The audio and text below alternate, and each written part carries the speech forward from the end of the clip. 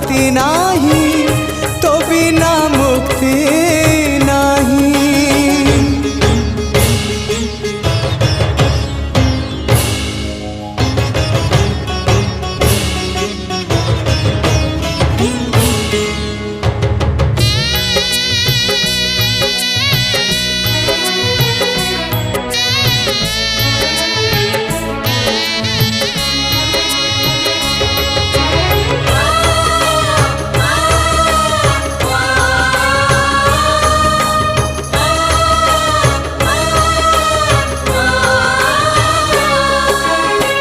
Value बेल दुख बड़ी तो गलाणी धर्म एठी अंध बधी रहे।